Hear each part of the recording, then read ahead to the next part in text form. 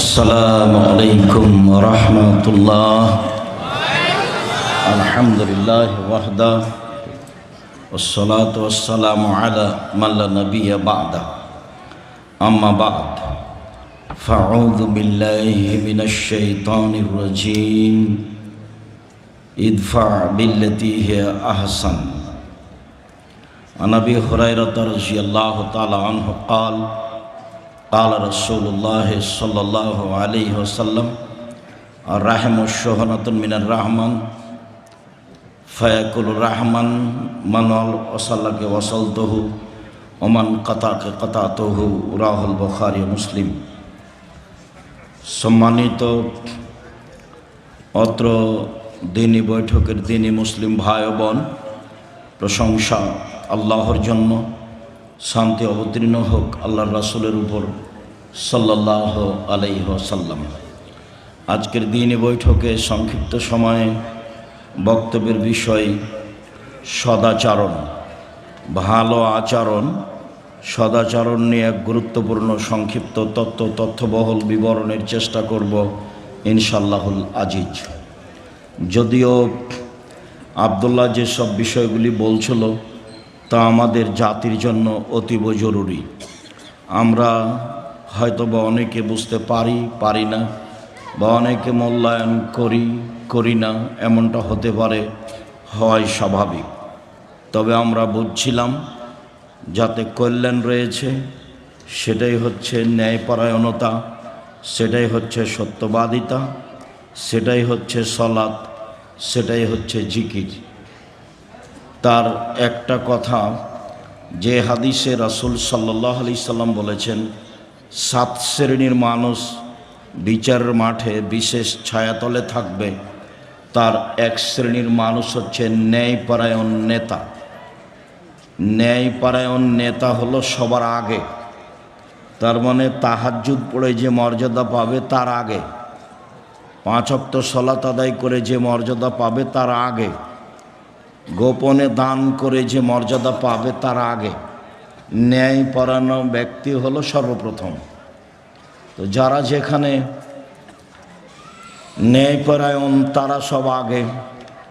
রাসূল সাল্লাল্লাহু আলাইহি সাল্লাম এক জায়গাতে বললেন 3 শ্রেণীর মানুষের সাথে আল্লাহ কথা বলবেন না বিচারের মাঠে। তার এক শ্রেণীর মানুষ হচ্ছে আল মুসবিল, টাকনুর নিচে পায়জামা প্যান্ট লুঙ্গি পরে যে, তার সাথে আল্লাহ বিচারের মাঠে কথা বলবেন না, সে যত বড়ই পরহেজগার হোক। 2 শাইখুন জানিন, বেশি বয়সে জেনা করে যে, তার সাথে আল্লাহ কথা বলবেন না, হজ করলেও নয়, তাহাজ্জুদ পড়লেও নয়।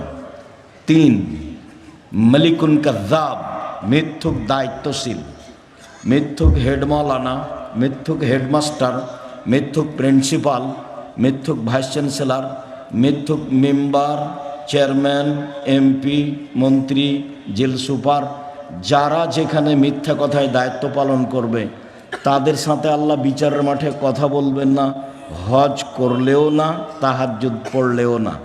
হাদিস বুখারী মুসলিম।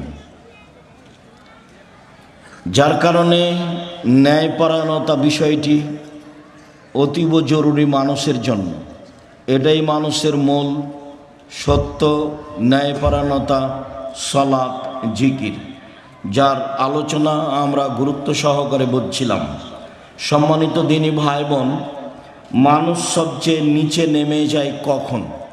আমি এই দেশে, এই গ্রামে, এই এলাকায় জন্মগ্রহণ করে মানুষের সাথে চলে যতটুক চলেছি, বুঝেছি, সাধারণত চলা বুঝার আমার কাছে সময় কম।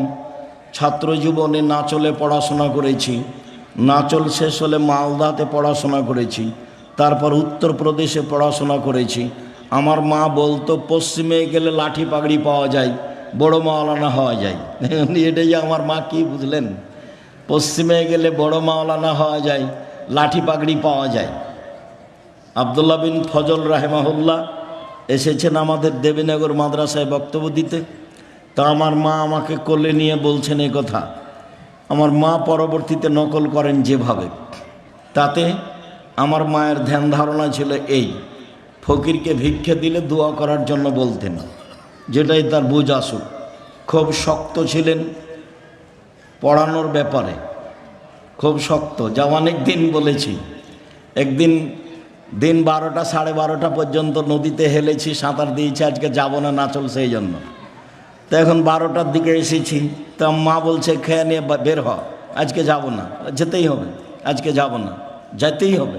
বলে তাহলে ভাত খাবো না। বলে খাস না, যা।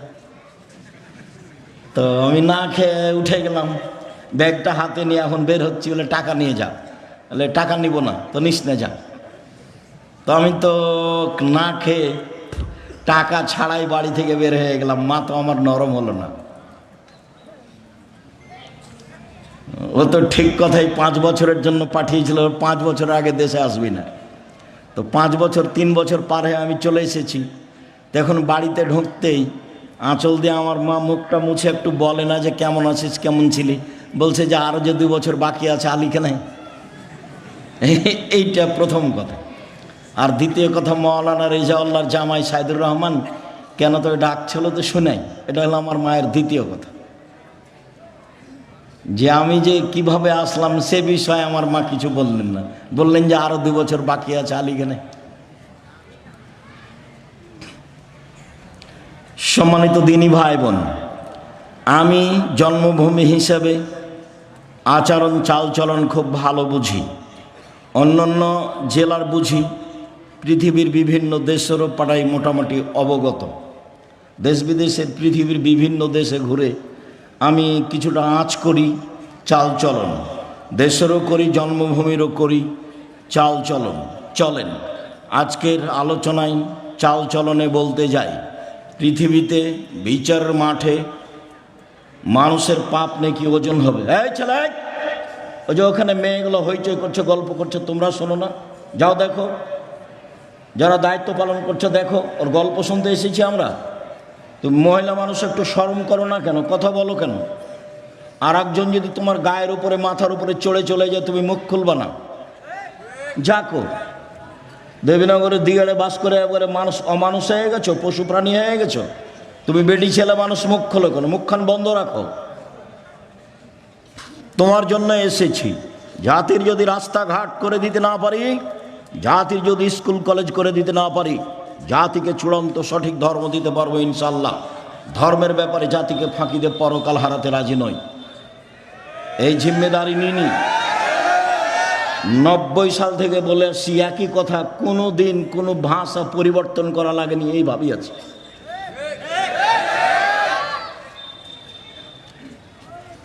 সম্মানিত দিনী ভাই বোন, আপনাকে আমি আমার চেয়ে অনেক বেশি সেবা করেন দেশের জনগণের। আপনি বড় বিদ্বান, বিদ্যা বুদ্ধি অনেক, এটা আমি মেনে নিই। ঠিক আছে, আপনি বড় বিদ্বান, মেনে নিই আমি। তবে আমি আপনাকে বলতে চাই, শরীয়তের ব্যাপারে আমি ভালো বুঝি কেন, আপনার সমান নয়, তবে আমি ভালো বুঝি কেন। আমি 97 সাল থেকে ফতোয়া লিখি, আর 16 সাল থেকে ফতোয়া বোর্ড পরিচালনা করি। আমার সাথে 12 জন বড় বড় দেশ বিদেশের বিদ্বান থাকেন। 12 জন খুব বড় বড় উচ্চ পর্যায়ের তারা শিক্ষক, যাদের বেতন 1 লক্ষ। জামিয়া সালাফে এখন 2026 সালে এসে প্রতি মাসে বেতন লাগে 45 লক্ষ। এতদিন যাবৎ বেতন লাগছিল জামিয়া সালাফে 40 লক্ষ। এই মাসে এসে আরও 5 লাখ বেশি হয়েছে, 45 লক্ষ প্রতি মাসে বেতন লাগে। বড় বড় শিক্ষক দেশ বিদেশের। দেশের সবচেয়ে বড় প্রতিষ্ঠান জামিয়া সালাফিয়া, সবচেয়ে বড়। 5000 ছেলে মেয়ে পড়াশোনা করে। 2026 সালে তার চেয়ে বেশি হতে পারে। 300 জনের বেশি শিক্ষক শিক্ষিকা আছেন। জামিয়া সালাফে রূপগঞ্জ, নারায়ণগঞ্জ, ঢাকা, ওই প্রতিষ্ঠানের জমির পরিমাণ হচ্ছে 100 বিঘা। 100 বিঘা। পূর্বাচল বাণিজ্য মেলার পাশে 100 বিঘা জমির উপরে প্রতিষ্ঠান, 100 বিঘা। যেখানে একটা মসজিদ তৈরি হচ্ছে 6 বিঘা জমির উপরে, যার একতলাতে 10,000 মানুষ সালাত আদায় করতে পারবে। যেটা আমাদের বাড়ির পাশে রাজশাহীতে, এটা 50 বিঘা জমির উপরে ছেলেদেরটা, আর মেয়েদের যেটা তৈরি হচ্ছে সেটা 70 বিঘা জমির উপরে, 33 শতকের বিঘায়।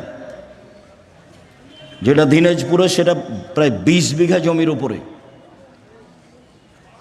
যেটা বরিশালে সেই জমির উপরে প্রতিষ্ঠান হয়নি, ভাড়া চলে। চট্টগ্রামে শহরের বাহিরে আছে প্রায় 12-15 বিঘা। চট্টগ্রাম শহরে আছে 2টা। বাংলাদেশের প্রায় জেলায় জামিয়া সালাফিয়া আছে। পঞ্চগড়ে আছে, দিনাজপুরে আছে, ময়মনসিংহে আছে, ঝিনাইদহে আছে, কুষ্টিয়াতে আছে, ফেনীতে আছে, রাজশাহীতে আছে, ঢাকাতে আছে, বরিশালে আছে, চট্টগ্রামে আছে। এইসব প্রায় জেলাতে জামিয়া সালাফিয়া আছে। দেশের বিদেশের বড় বড় বিদ্বানদের সাথে যা চলি বুঝি, তাতে আমরা শরীয়তের ব্যাপারে একটা ভালো পর্যায়ে আছি বলে আমাদের ধারণা। তবে আপনার বিদ্যা বেশি, আপনাকে আমি মূল্যায়ন করতে চাই। তবে এই কথার অর্থ এই নয় যে জীবনে মানুষের সাথে শরীয়তের ব্যাপারে দুর্বলতা পোষণ করেছি। বলা কথা বলা প্রয়োজন মনে করি না। আসলে আপনাকে আমার জন্মভূমির মানুষ তো, আপনার উপরে আমার কেন ভালোবাসা বেশি হোক সেটা আমি চাই। সেই সুবাদে আমি এসব বলে থাকি। আপনি যেন আমাকে বেশি ভালোবাসেন, আপনাকে যেন আমি বেশি ভালোবাসতে পারি, এটা আমি চাই। কসিমউদ্দিন মাস্টার সাহেব আল্লাহ মাগফিরাল্লাহ আরহাম মারা গেছেন। আমি বলেছি দেবীনগরের এই জমি বিক্রি করেন, পাশে জমি কিনা হল 12 বিঘা, এটা বিক্রি করে 15 বিঘা। জামিয়া দেবীনগরের এই প্রতিষ্ঠান আমি দেখব। কোথায় দুর্বলতা আছে আমার জানা নাই। দেবীনগর ঈদগাহ মাঠ আমি 10 বার অন্তত বিক্রি করতে বলেছি। এই জমি টাকা দিয়ে অন্য জায়গাতে বড় জায়গা করা হোক, যেটা বাকি টাকা লাগবে সেটা দেখা যাবে। জনগণ যা পারবে, আমিও সাথে আছি, চেষ্টা করব ইনশাআল্লাহ। আমার কিছু দুর্বলতা ঘাটতি আছে, তা আমি কোনো দিন প্রকাশ করিনি।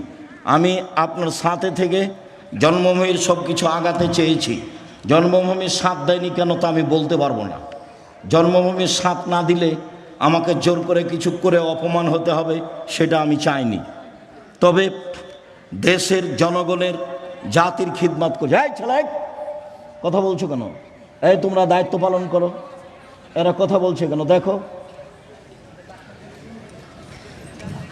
সম্মানিত দিনী ভাই বোন, এই ছেলে কে আছে এখানে, এটা খুলে নাও তো এটা। সম্মানিত দিনী ভাই বোন, আমি আপনার খুব কাছে থেকে শরীয়তের যেটা সঠিক পথ সেটা বলতে চাই। যেটাতে পরকাল টিকবে, যেটাতে জান্নাত পাওয়া যাবে, যেটাতে জাহান্নাম থেকে বাঁচা যাবে, সেটা আমি বলতে চাই, সেটা মানতে চাই, সেটা আপনাকে শোনাতে চাই, সেটা আপনাকে মানাতে চাই। এতে আমার ব্যক্তিগত কোনো স্বার্থ নেই। আমি 90 সাল থেকে বক্তৃতা দিই। আজ কত বছর চলছে? 36 বছর চলছে। 36 বছর আমি কোনোদিন মানুষের কাছে পথ খরচ পাথেও যাইনি। তাতে আমি বক্তব্য বলেছি। কেউ যদি কোনোদিন প্রমাণ করে দিতে পারে যে আব্দুর রাজ্জাক সাহেব পথ খরচ পাথেও চেয়েছিল, প্রমাণ হয়ে গেলে সেদিন থেকে আমি আব্দুর রাজ্জাক বিন ইউসুফ আর জাতির সামনে যাব না। মানুষের কাছে আমি কোনোদিন টাকা পয়সার কথা বলিনি।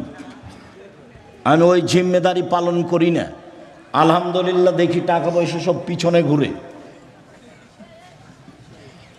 আমি কোনোদিন কোনো কাজ পরিকল্পনা করে নিইনি। আমি পিস টিভিতে বক্তব্য দিতে গেছি, আমার পরিকল্পনায় নয়। রূপগঞ্জ, নারায়ণগঞ্জ, ঢাকায় 100 বিঘার প্রতিষ্ঠানে প্রতিষ্ঠান 100 বিঘা জমির উপরে আমার পরিকল্পনাতে নয়। রাজশাহীতে ডাঙ্গিপাড়ায় আমার পরিকল্পনাতে নয়। মানুষ আমার উপরে জোর করে চাপিয়ে দিয়েছে। বুদ্ধি দিয়ে যদি রুজি হতো, আমি আব্দুর রাজ্জাক বিন ইউসুফ আমার রুজি হতো না। আল্লাহ বুদ্ধি দিয়ে রুজি দেয় না, যাকে যেভাবে আল্লাহ ইচ্ছা করে তাকে সেভাবে রুজি দেয়। এটা আমার গ্রামবাসী বুঝে, আমার জন্মভূমির লোকেরা বুঝে, আমার ক্লাসমেটরা খুব ভালোই বুঝে। আব্দুল হাফিজ বলছে, আব্দুল হাফিজ ক্লাসমেট, আব্দুর রাজ্জাক, ওই যে তোদের গ্রামের রাস্তাটা নিয়ে ঝামেলা হচ্ছে, কি করা যায়? তো তুই এক কাজ কর, রাস্তা কর। যখন রাস্তা আমাদের বাড়ির সামনে আসবে তখন এভাবে ঢুকে যাবে, দিয়ে তখন এভাবে যাবি।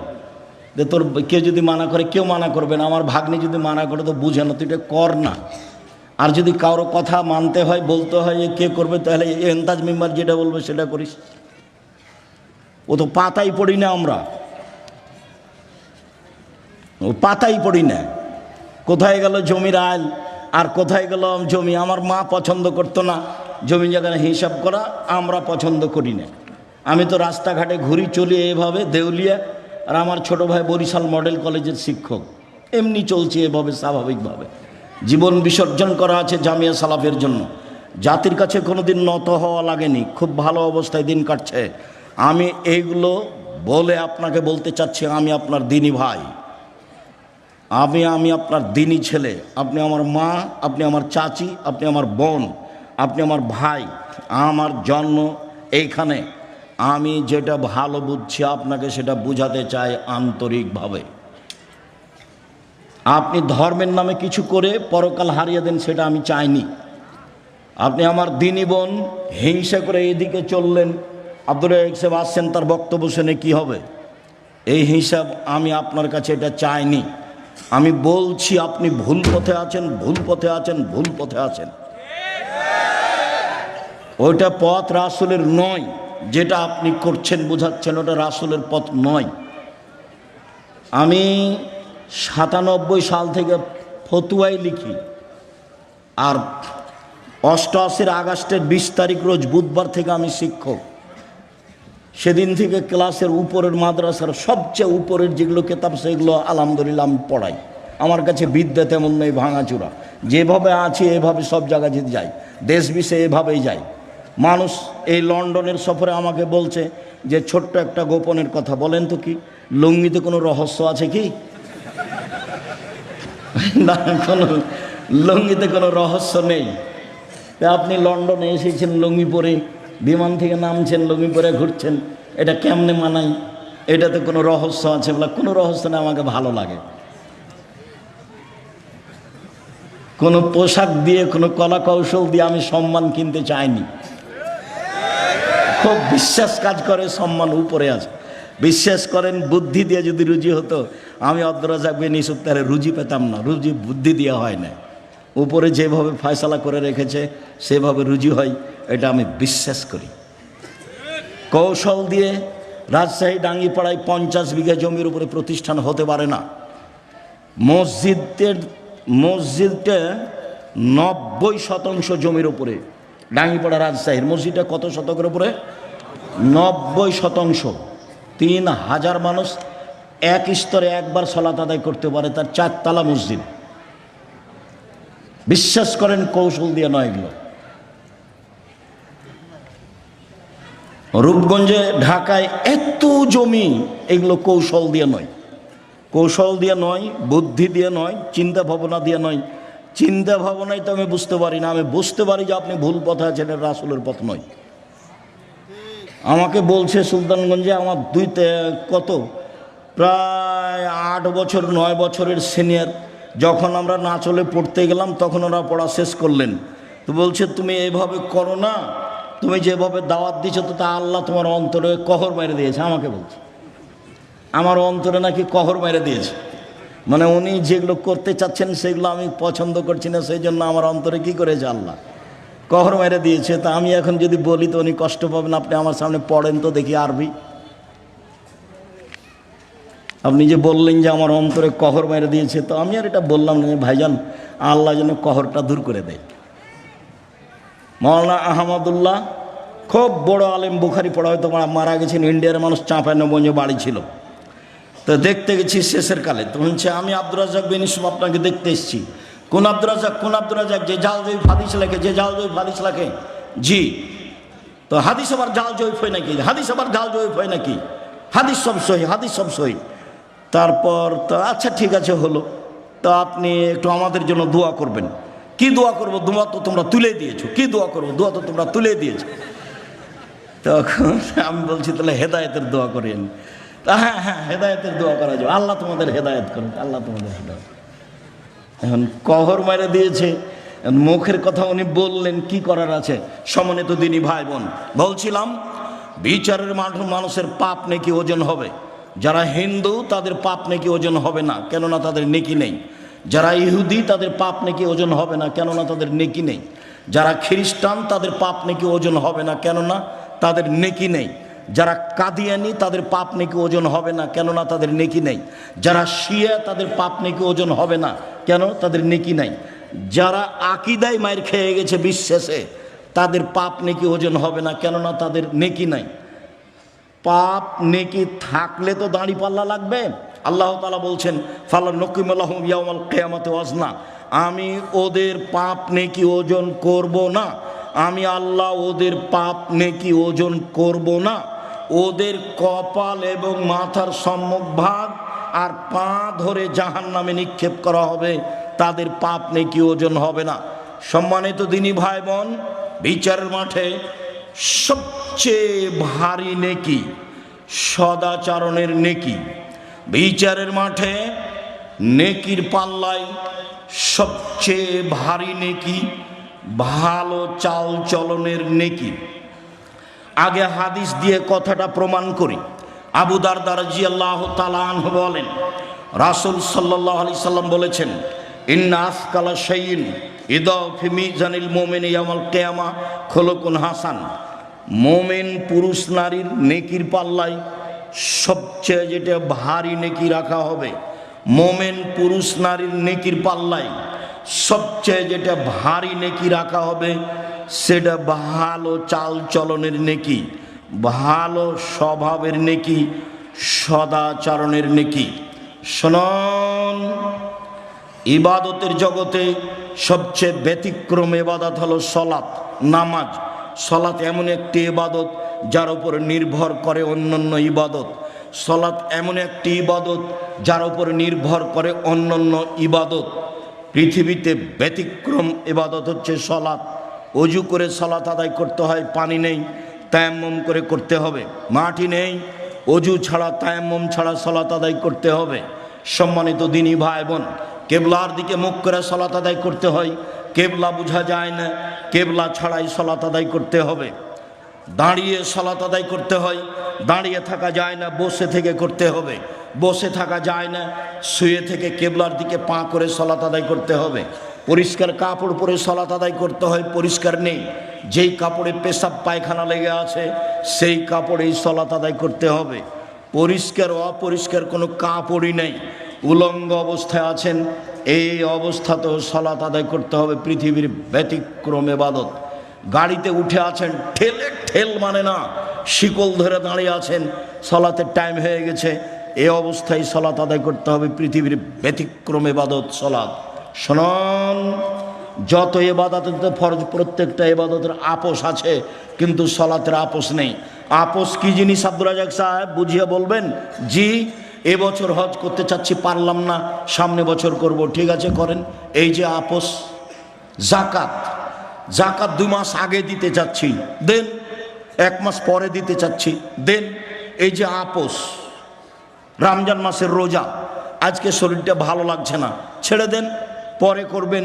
এই যে আপোষ, এইরকম আপোষ সলাতের সাথে নেই। যেইভাবে আছেন, যেখানে আছেন, পাক পবিত্র, কোনোটাই বুঝে না। পৃথিবীর ব্যতিক্রম বিরল ইবাদত হলো সলাত, যা কোনোদিন মানুষের সাথে আপোষ করেনি। উলঙ্গ অবস্থাতে ইবাদত করতে হবে, তার নাম সলাত। বলছিলাম, পৃথিবীর ব্যতিক্রম সলাত, ইবাদত সলাত। এই সলাতের নেকি যত ভারী, ভালো চাল চলনের নেকি তার চেয়ে 1,00,000 গুণ বেশি ভারী। এই কথা আমি বলিনি, যারা মাদ্রাসা লাইনে পড়ে তারা বুঝে। ইন্না আসকালা শাইইন ইসিম তাফজিল, মানে সবচেয়ে বেশি ভারী। দুনিয়াতে আর একটা নেকি আছে, তাতে বেশি, পাল্লাতে নেকি বেশি হয়, তা হচ্ছে সুবহানাল্লাহি ওয়া বিহামদিহি সুবহানাল্লাহিল আযীম, যার সংখ্যা নেই, যে যা পারে। এতে দাঁড়ি পাল্লায় নেকি ভারী হবে, এই কথা আল্লাহ রাসূল বলেছেন। তবে সবচেয়ে ভারী নেকি বলেননি। ইবাদতের জগতে সবচেয়ে দামি ইবাদত সিয়াম, ব্যতিক্রম ইবাদত সিয়াম। বৃহস্পতিবার, সোমবার মানুষের সিয়াম থাকা উচিত। এই 2 দিনে মানুষের পাপ নেকি আল্লাহর কাছে পেশ করা হয়। ইবাদতের জগতে সবচেয়ে দামি ইবাদত হলো সিয়াম। রোজা সিয়ামের নেকি যত ভারী, সদাচরণের নেকি তার চেয়ে হাজারো গুণ বেশি ভারী। শোনন, হজ করলে কবুল হলে লোকটা হয়ে যায় সেই দিনের মতো যেই দিন তার মা তাকে জন্ম দিয়েছে। হজ করলে কবুল হলে লোকটা হয়ে যায় সেই দিনের মতো যেদিন তার মা তাকে জন্ম দিয়েছে। নিষ্পাপ হয়ে যায়। এই হজের নেকি যত ভারী, সদাচরণের নেকি তার চেয়ে লক্ষ গুণ বেশি ভারী। কি দিয়ে বুঝায় আপনাকে সদাচরণ কাকে বলে? সদাচরণ ভালো কথা ভালো কর্ম, ভালো কথা ভালো কর্মের নাম হলো সদাচরণ। একটু বাস্তব দেখাই। আমি এই অটোতে এখানে উঠে বসে আছি, আপনি গাড়িতে উঠতেই লোকটা টান দিয়েছে, তখন আপনি আমার মুখের উপরে এসে পড়ে গেছেন। ও বুঝতে পারেনি আপনি আমার মুখের উপরে এসে পড়ে গেছেন। তখন আমি বলছি বসেন বসেন, কোনো সমস্যা নেই, বসেন বসেন। আর আরেকটা লোক অটোতে বসে আছে, আপনি গিয়ে অটোতে উঠেছেন, উঠতে বসতে না বসতে লোকটা টান দিয়েছে, তেমনি আপনি তার মুখের উপরে পড়ে গেছেন। তখন বসে থাকা লোকটা বলছে চোখ নাই কপালে, কপালে চোখ নাই, হিসাব করে বসতে পারেন না, হিসাব করে উঠতে পারেন না। আগেরটা আচরণ পরেরটা আচরণ, বলেন তো কোনটা ভালো আচরণ? তাহলে বুঝি সবাই ভালো আচরণ কাকে বলে। মানুষের বদনাম করে ক্ষমতা দেখে গিবাত করে ভালো আচরণ টিকে না। জোর করে জমি দখল করে সারা জীবনটা আমি আইল মাপতে দেখেছি। ধান বপন করা হয়েছে মেপে, কাটার সময়তে মাপা, কত গন্ডগোল। আবার যখন আইল দিচ্ছে, ফাঁড়ি দিচ্ছে ধানের, তখন ওই ফাঁড়ি দেওয়ার সময়তে যে একবারে মাঝামাঝিতে যে থোপটা পড়েছে ওটা নিজের দিকে করে নিয়েছে। আচ্ছা, মাঝামাঝিতে যে থোপটা পড়েছিল নিজের দিকে করে নিয়েছেন, সেটা তো আপনার নয়, সেটা কি হবে? তখন কি আপনার ভিতরে সদাচরণ আছে? জি না, সদাচরণ নেই। সদাচরণ কাকে বলে? সদাচরণ কি জিনিস সম্মানিত দিনী ভাই বোন? যারা যেখানে আছেন কাজকর্ম বন্ধ করে, দোকানপাট বন্ধ করে, ক্রয় বিক্রয় বন্ধ করে গুরুত্বপূর্ণ আলোচনা শোনার জন্য আন্তরিকভাবে অনুরোধ জানাচ্ছি। যারা বাড়িতে বসে আছেন তারা অন্যায় অপরাধ করেছেন। আর যাদের ভিতরটা একটু দুর্বলতা, কেমন কেমন লাগে, হিংসা হিংসা ভাব, ওই হিংসা করে কোনো লাভ নাই, সরিষা সমপরিমাণ লাভ নাই। আমার জীবনে দুটা ত্যাগ। এই ছেলে শুনে রাখো, আমার জীবন দুটা ত্যাগ, জীবন বাজি রেখে চেষ্টা চালাচ্ছি। আমি মানুষের জীবনে কোনোদিন বদনাম করব না, যা হবে হবে। ও যদি আমাকে ধুয়ে ছেড়ে দেয়, আমি তার ব্যাপারে কোনো কথা বলবো না, এটা আমার ত্যাগ। দ্বিতীয় ত্যাগ হচ্ছে আমি প্রতিশোধ নিব না, আমি প্রতিশোধ নিতে চাই না। মোবাইল রিং হচ্ছে, আমি অন করেছি, অন করে গালি দেওয়া শুরু করছে। অনেক সময় মা থেকে শুরু করে, অনেক সময় বোন থেকে শুরু করে, অনেক সময় দেশের ভাষা দিয়ে শুরু করে। দিতে দিতে যখন থেমে যাই, তখন আমি আবার রিং দিয়ে বলি ভাইজান কোনো গালি বাকি ছিল মনে হয়, মোবাইলে মনে হয় টাকা শেষ হয়ে গেছে, যদি আরও কিছু থাকে গালি দিয়ে নেন। অথচ গালি আমার মা দিয়ে শুরু করেছে, আমি তার উত্তর দেওয়া প্রয়োজন মনে করিনি। ধুয়ে ছেড়ে দিলাম, আপনার নামটা আমি মুখে নেব না, যা হবে হবে। জীবনে কোনোদিন প্রতিশোধ নেব না। সিলেট সোনাম ফেন্সিগঞ্জের ওসি আমাকে বলছে আব্দুর রাজ্জাক সাহেব সিগনেচার করেন না, মামলা আমি চালাবো, আপনার গাড়ি ভেঙে দেবে, গাড়িতে আঘাত করবে, মানে আমি ওসি, আমি আপনার মামলা চালাবো। আমি বলছি ওসি সাহেব, আমি মানুষের বিরুদ্ধে মামলা করি না, আমি মামলা করব না। আমি যদি মামলা করি তাহলে আমার মামলা ছোট হয়ে যাবে মানুষের। ও বিচার করতে পারে না? ওও তো বিচার করতে পারে, ও করুক। আমি তো তার ক্ষতি করিনি, সে গাড়িতে এসে আঘাত করবে কেন? আমার বাড়ি তার বাড়ির পাশে নয়। আমার জীবনে আমি কোনোদিন প্রতিশোধ নিই না কারো, আমার জীবনে আমি কোনোদিন কারো বারে মুখ খুলি না, খুলবো না, এটা আমার দৃঢ় প্রতিজ্ঞা। ও যদি আমাকে ধুয়ে ছেড়ে দেয়, তবে আপনাকে আমি বলছি, আপনি আমার দিনী ভাই, আপনি আমার দিনী বোন, আপনি ভুল পথে আছেন, এটা আমার চূড়ান্ত ভিতরে কাজ করে। আমি একদিন নয়, দুই দিন নয়, বহুদিন একই কথা বলেছি আপনাকে সত্য পথে নিয়ে আসার জন্য। আমার গ্রামের আবু ভাই মারা গেছেন, আমার মুখের উপরে বলছে আজকে যে ও তাফসির করলো না, এই তাফসির তোরা জানিস না? বলে কি তাফসির করলো? আরে তোরা ওই তাফসিরই জানিস না। বলেন কি করলে একটু বলবেন তো, কি তাফসির করলো? ওই তাফসিরই তো জানিস না, তোকে কি বলবো? বলেন কিছু। তখন বলছে যে শোন, মুফাসসির সাহেব বলছেন যে আদম আলাইহিস সালাম ঘুম থেকে উঠে দেখছেন পাশে একজন সুন্দরী নারী। আদম আলাইহিস সালাম হাত বাড়ালেন, সুন্দরী নারীর গায়ে হাত দিবেন, ফেরেশতা বলছেন থামেন। আদম আলাইহিস সালাম বলছেন কেন? ফেরেশতা বলছেন মোহর দিতে হবে। আদম আলাইহিস সালাম বলছেন মোহর আবার কি? তখন ফেরেশতা বলছেন মুহাম্মদ সাল্লাল্লাহু আলাইহি সাল্লামের উপরে 1000 বার দুরূদ পড়ে দিতে হবে। দুঃখিত, পৃথিবীতে সবচেয়ে বড় শিক্ষিত মানুষ হলেন আদম আলাইহিস সালাম। আল্লাহ বলছেন আদমকে আমি সব কিছু শিখিয়ে দিয়েছি। পৃথিবীর ইতিহাসে আদমের চেয়ে বড় শিক্ষিত মানুষ কিয়ামত পর্যন্ত কেউ জন্ম নিবেও না। আমাদের নবীর চেয়ে 1000 গুণ বেশি বিদ্যা তিনি রাখতেন আদম আলাইহিস সালাম। আল্লাহ বলছেন আমি সব বিদ্যা আদমকে শিখিয়ে দিয়েছি। যিনি সব বিদ্যা রাখতেন, নিজের বউ কিভাবে হালাল করতে হবে সেটাই তিনি জানতেন না। বুঝতে পারেননি কথা? একেবারে ডাহা। আমি আমার চাচাতো ভাইয়ের মুখের উপরে বললাম শোনেন, মুফাসসিরকে 80 160 লাঠি পিটাতে হবে। সাধারণ মানুষ মিথ্যা কথা বললে অপবাদ লাগালে তার জন্য 80 লাঠি, আর নবীর উপরে অপবাদ লাগালে তার জন্য 80 160 লাঠি পিটাতে হবে। তুমি আমার ভাই, তুমি আমার ভাতিজা, তুমি এ দেশের ছেলে। তুমি চোখ দেখিয়ে ভিতরে হিংসে রেখে উল্টা মুখে চলে সফল হতে পারবে না। তুমি মনে রেখো, আমি আব্দুর রাজ্জাক বিন ইউসুফ, তোমার গ্রামের মানুষ আমি বলছি। সম্মানিত দিনী ভাই বোন, চলেন এবার দেখি সদাচরণ কাকে বলে। একজন সাহাবী বলেন, সাহাবীগণ আল্লাহর নবীকে জিজ্ঞাসা করলেন, আল্লাহর নবী, মা খায়রু মাতিল ইনসান, মানুষকে যে আল্লাহ নিয়ামত দিয়েছেন তার সবচেয়ে উত্তম কোনটি?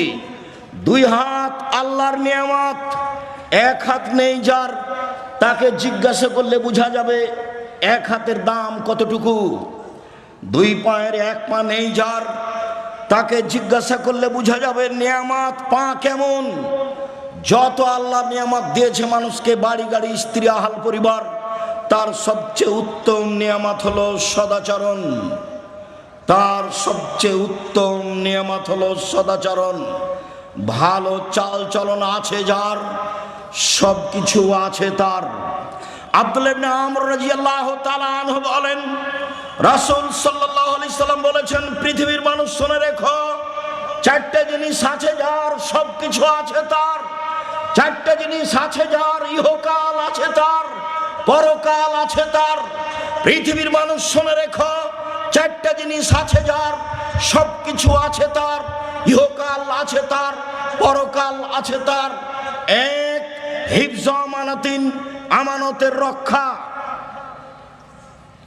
ক্লাস 10-এ পড়ো তুমি, 50 জন ছাত্র টাকা উঠিয়ে 2 জন ছাত্রকে চাঁপাইনবাবগঞ্জ পাঠানো হয়েছে উপহার কেনার জন্য।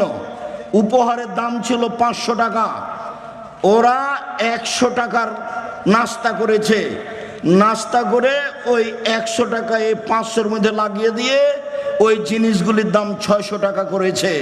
বলেন তো তার কাছে কি আমানত রক্ষা পেয়েছে? আমানত নেই যার, কোনো কিছু নেই তার। 2, হুসনু খালিকাতিন, ভালো চাল চলন যার, ইহকাল তার। ভালো আচরণ যার, পরকাল তার। ভালো চাল চলন যার, সব কিছু তার। 3, সিদক হাদিসিন, সত্য কথা যার, সব কিছু তার। 4, ইফাতুন বিতমাতিন, বৈধ রুজি যার, সব কিছু তার, ইহকাল তার, পরকাল তার। সম্মানিত দিনী ভাই বোন, বলছিলাম সদাচরণ। নওয়াস ইবনে সামান রাদিয়াল্লাহু তাআলা আনহু বলেন, একদা আমি আল্লাহ রাসূলকে জিজ্ঞাসা করলাম, আল্লাহর নবী, মাল বিররু আল ইসম, পাপ কাকে বলে, নেকি কাকে বলে একটু বলেন। আল্লাহর নবী বলেন, তো পাপ কাকে বলে, নেকি কাকে বলে? আপনি একটু ভালো করে বুঝেন। জিজ্ঞাসা হচ্ছে পাপ কি জিনিস আর নেকি কি জিনিস। আল্লাহ রাসূল উত্তরে বললেন, আল বিররু হুসনুল খুলুক, নেকি হলো ভালো চাল চলন। কই, তিনি তো বললেন না। নেকি হলো হজ, তিনি তো বললেন না। নেকি হলো তাহাজ্জুদ, তিনি তো বললেন না। নেকি হলো সিয়াম রোজা। জিজ্ঞাসা করা হলো আল্লাহর নবী, নেকি কি জিনিস? আল্লাহর নবী উত্তরে বললেন, ভালো চাল চলন হলো নেকি। নেকি বলতে ভালো চাল চলনকে বোঝানো হয়। সম্মানিত দিনী ভাই বোন, সদাচরণ এমন একটা জিনিস যা দিয়ে সবচেয়ে দামি জান্নাত পাওয়া যায়। সদাচরণ এমন একটা জিনিস যা দিয়ে সবচেয়ে দামি জান্নাত পাওয়া যায়। এই ছেলে, বসো, একটু ধৈর্যের পরিচয় দাও। গাড়ি অ্যাক্সিডেন্ট হয়েছিল, এই কথাই ঠিক। গাড়ির বাস্তবতা খুবই খারাপ। ড্রাইভার খুব জোরে গাড়ি চালাচ্ছিল, সময়ে পৌঁছবে সেই জন্য। হঠাৎ করে হাই রাস্তাতে বাম দিক থেকে একটা লোক হয়তো বা খেয়াল করেনি নাকি, বাম দিক থেকে ডান দিকে গেছে। যেই সময়ে গেছে 2-3 সেকেন্ডের মধ্যে গাড়ি যে তার সাথে ধাক্কা লেগেছে। গাড়ি ধাক্কা লেগে গাড়ির বড় ধরনের ক্ষতি হয়েছে। এই পর্যন্ত আল্লাহ একেবারে নিরাপদে রেখেছেন। ভাগ্যে কি আছে আমার জানা নেই, আল্লাহই ভালো জানে। আল্লাহর লাখো শুকরিয়া আদায় করি, সিজদা করে শুকরিয়া আদায় করি। আমার জন্মভূমিতে আমি আসতে পেরেছি। কালকের যা ঘটনা ছিল তাতে আসার কোনো পরিবেশ ছিল না। আমি তোমার শুকরিয়া আদায় করি। সর্বশক্তিমান তুমি, তোমাকে আমি বিশ্বাস করি। তুমি সর্বশক্তিমান, ইন্নাকা আলা কুল্লি শাইইন কাদির, তুমি সব কিছু করতে পারো, এটা আমি বিশ্বাস করি। আমি আব্দুর রাজ্জাক বিন ইউসুফ, আমার বিদ্যা বুদ্ধি দিয়ে আমি কোনো কাজ করি না, তোমার বিশেষ রহমতে কাজ করি, এটা আমার বিশ্বাস কাজ করে। 2013 সালের 24শে আগস্ট রোজ মঙ্গলবার 11টার সময় জামিয়া সালাফি হাঁটাবো, বীর হাঁটাবো, রূপগঞ্জ, নারায়ণগঞ্জ, ঢাকা। কাঁঠাল গাছের নিচে বলেছিলাম আমার হাতে টাকা নেই, এ কথাও সত্য। এখানে প্রতিষ্ঠান গড়বে, এ কথাও সত্য। গড়বেই গড়বে, কিভাবে গড়বে তা আমি জানি না।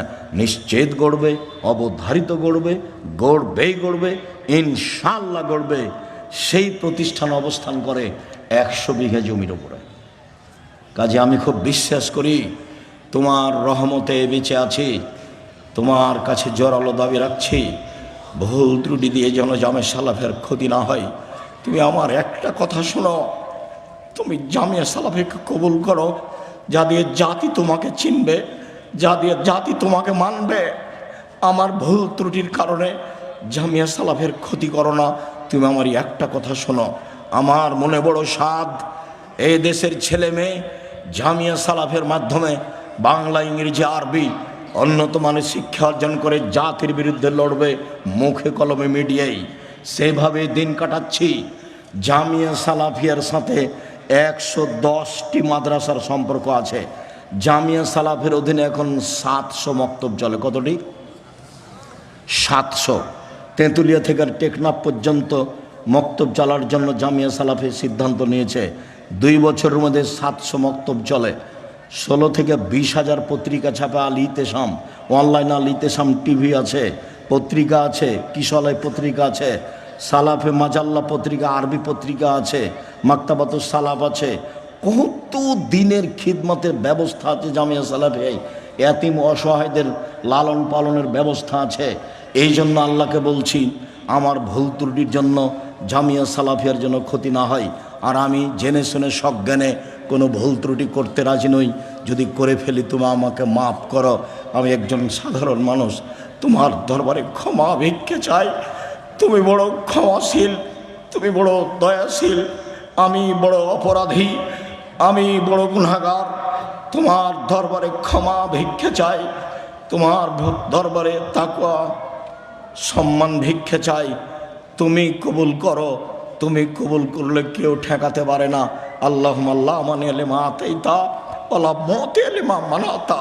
তুমি যা দিবে তা কেউ ঠেকাতে পারে না, তুমি যা দিবে না কেউ তা দিতে পারে না। এইভাবেই তোমাকে বিশ্বাস করি। তোমার নবী মুহাম্মদ সাল্লাল্লাহু আলাইহি সাল্লাম যেভাবে বলেছেন। সম্মানিত দিনী ভাই বোন, সদাচরণে সবচেয়ে দামি জান্নাত পাওয়া যায়। আবু মুসা আশআরী রাদিয়াল্লাহু তাআলা আনহু বলেন, একদা আল্লাহর নবী বললেন, ইন্না ফিল জান্নাতি লা গোরাব, জান্নাতে কতগুলি ঘর রয়েছে, এত উন্নত মানের ঘর যার বাহির থেকে ভেতর দেখা যায়, ভেতর থেকে বাহির দেখা যায়, খালি টপ টপ টপ টপ করছে, ঝকঝক ঝকঝক করছে, খুব উন্নত মানের পদার্থ দিয়ে তৈরি। সাহাবীগণ বলছেন, আল্লাহ নবী, লেমান হাজেহি, এত দামি ঘর কে পাবে? আল্লাহ রাসূল বললেন, লেমান আলানাল কালামা, যার চালচলন ভালো, যার স্বভাব ভালো, সেই এই জান্নাত পাবে। হাদিস বুখারী মুসলিম। কি দিয়ে আপনাকে আমি বুঝাই সম্মানিত দিনী ভাই বোন, সদাচরণ যার, সবচেয়ে দামি জান্নাত তার। আরও আপনাকে বলি, ভালো চালচলন দিয়ে জান্নাতুল ফেরদাউস পাওয়া যায়। দুনিয়াতে এমন কোনো আমল নেই যে আমল দিয়ে সরাসরি জান্নাতুল ফেরদাউস পাওয়া যাবে। 8টি জান্নাতের 8টি দরজার সবচেয়ে দামি জান্নাত, সবচেয়ে দামি দরজা হচ্ছে জান্নাতুল ফেরদাউসের। রাসূল সাল্লাল্লাহু আলাইহি ওয়াসাল্লাম একদা বলছেন, পৃথিবীর মানুষ শুনে রেখো, আনা যাইবুন বিবাইতিন লেমান তারাকাল মেরাহা ওয়াইন কানা মুহিক্কান, কেউ যদি তর্ক ছেড়ে দেয় সত্য হলেও, এই টিস্যুটা দিয়ে তো, কেউ যদি তর্ক ছেড়ে দেয় সত্য হলেও, হ্যাঁ আব্দুর রাজ্জাক সাহেব এটা বলেছেন, আরে না এটা বলেছেন, আরে না এটা বলেছেন, তখন যদি আপনি বলতে পারেন, আসসালামু আলাইকুম, আমি গেলাম, আমি আপনার সাথে তর্ক করতে রাজি নই। মুহাম্মদ সাল্লাল্লাহু আলাইহি সাল্লাম বলেন, যে ব্যক্তি সত্য হলেও তর্ক ছেড়ে দিবে, আমি মুহাম্মদ সাল্লাল্লাহু আলাইহি সাল্লাম তাকে একটা জান্নাতে ঘর নিয়ে দিব। তিনি বলেন, পৃথিবীর মানুষ শুনে রেখো, অবে বাইতিন রাবাজিল জান্নাহ লেমান তারাকাল কিযবা ওয়াইন কানা মাজেহা, মজাক করে হলেও যদি কেউ মিথ্যে না বলে, মজাক করে হলেও যদি কেউ মিথ্যে না বলে, আমি মুহাম্মদ সাল্লাল্লাহু আলাইহি সাল্লাম তাকে জান্নাতে একটা ঘর নিয়ে দিব। তিনি বললেন, পৃথিবীর মানুষ শুনে রেখো, ওয়া আলাল জান্নাহ লিমান হাসানা খুলুকাহু, যে তার চাল চলনকে ভালো করলো, যার স্বভাব ভালো, যার সদাচরণ রয়েছে, আমি মুহাম্মদ সাল্লাল্লাহু আলাইহি সাল্লাম তাকে জান্নাতুল ফেরদাউস নিয়ে দিব। সম্মানিত দিনী ভাই বোন, জান্নাতুল ফেরদাউস পাওয়া যাবে এমন কোনো আমল দুনিয়াতে নেই। তা সালাত হোক, তা হজ হোক, তা যাকাত হোক, তা তাহাজ্জুদ হোক, তা তাসবিহ তাহলিল জিকির আজকার হোক, এমন কোনো ইবাদত নেই যার বিনিময়ে সরাসরি জান্নাতুল ফেরদাউস পাওয়া যেতে পারে। একটাই ইবাদত, তা হচ্ছে সদাচরণ। সদাচরণ দিয়ে আপনি জান্নাতুল ফেরদাউস পাবেন। আবু হুরায়রা রাদিয়াল্লাহু তাআলা আনহু বলেন, রাসূল সাল্লাল্লাহু আলাইহি সাল্লাম বলেছেন, পৃথিবীর মানুষ শুনে রেখো, জান্নাতুল ফেরদাউস সদাচরণ দিয়ে বড় বড় 2টি নেকি একসাথে হয়। পৃথিবীর মানুষ শুনে রেখো, সদাচরণ দিয়ে বড় বড় 2টি নেকি একসাথে হয়। এক, নিয়মিত তাহাজ্জুদ পড়লে যত নেকি হয়, সদাচরণ দিয়ে তত নেকি হয়। 2, নিয়মিত নফল সিয়াম রোজা থেকে যত নেকি হয়, সদাচরণ দিয়ে তত নেকি হয়। প্রত্যেক দিন নিয়মিত রাতে তাহাজ্জুদ পড়েন, এই তাহাজ্জুদ দিয়ে যত নেকি, ভালো চাল চলনে তত নেকি।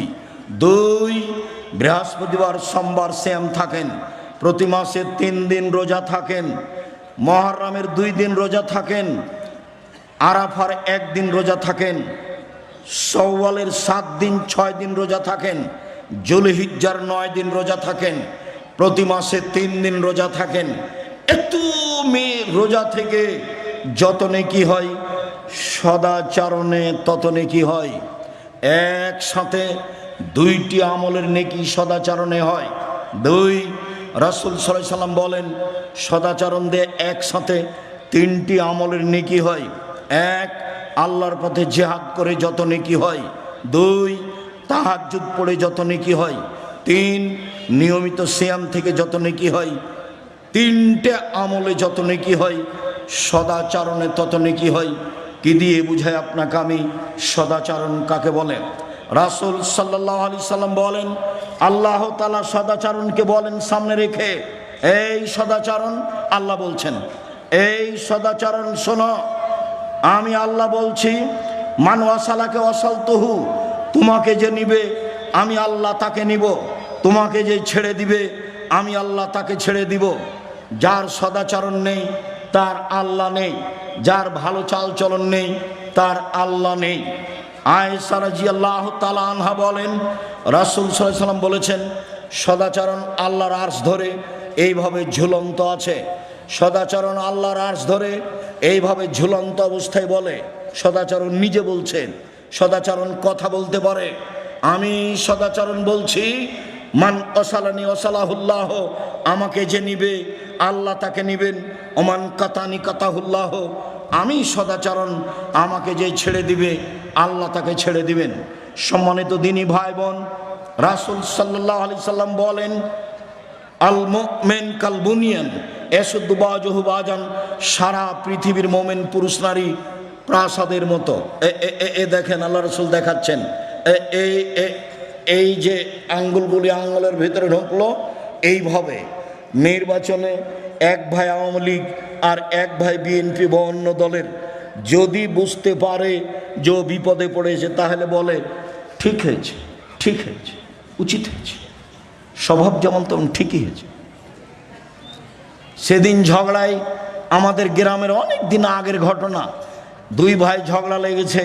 ঝগড়া লেগে এক ভাই বলছে, শোন রে, আমি তো বোরিং চলে যাব, আমার ভাগটা এমন একজনের কাছে দিয়ে যাব যে তোকে গুতাতে পারে। সদাচরণ কবে বিদায় নিয়েছে? আমাদের গ্রাম ঘরের মহিলারা যখন ঝগড়া লেগে যায়, তখন একবারে বস্তির ভাষায়, সবচেয়ে নিম্ন ভাষায় ঝগড়া করে।